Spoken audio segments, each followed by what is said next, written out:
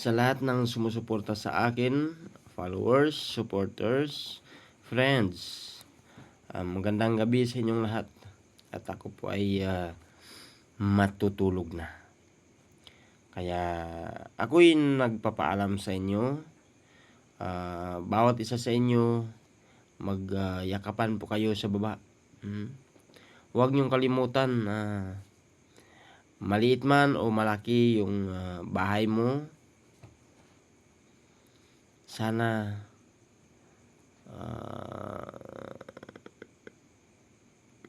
tingnan mo rin yung mga maliit na bahay, kundi dahil sa kanila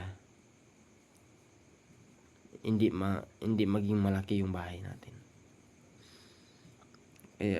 Yung solid na engagement ay yung mga maliliit na bahay. Kaya proud ako sa inyo. Laban lang. Alam kong kaya nyo. Kasi pag kinaya ko, ibig sabihin kinaya nyo rin. Huwag kayong susuko. Kung iiwan kayo ng jowa ninyo, hayaan nyo na. Pero pagdating dito sa content, huwag kayong sumuko. Dahil kung ano yung pangarap nyo, alam ko, mararating at mararating nyo. Sabayan nyo lang ng dasal. Sabayan nyo lang ng dasal. Huwag kayong may hinaan ng loob. Yung lahat ng pagsubok sa buhay ay gawin yung inspirasyon para maging successful kayo sa bandang huli. Dati rin akong maliit na bahay. Akala ko nga kung hindi na lalaki, kasi hanggang 2,000 followers lang ako. Pero umabot tayo ng 9,000 followers plus.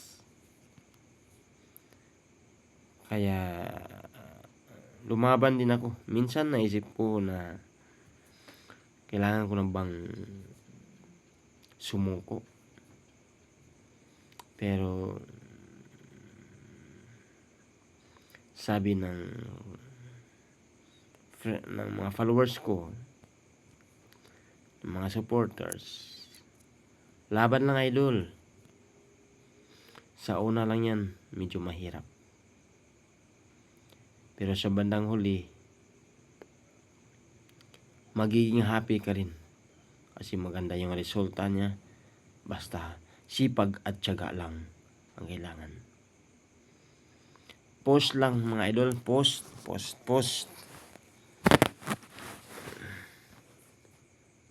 Wag mong isipin na ba't ang tagal. Hindi ba? Siyempre, nung nanligaw ko sa anak ng tatay at nanay niya, di ba matagal din. So, ibig sabihin, matagal din si Mita na sasagutin ka niya. Kaya maraming salamat, Mami Mita, sa iyong pagtuloy, pagsuporta, at pagbibigay ng inspirasyon sa mga maliliit na content creator. Ako po ay magpapaalam na sa inyo.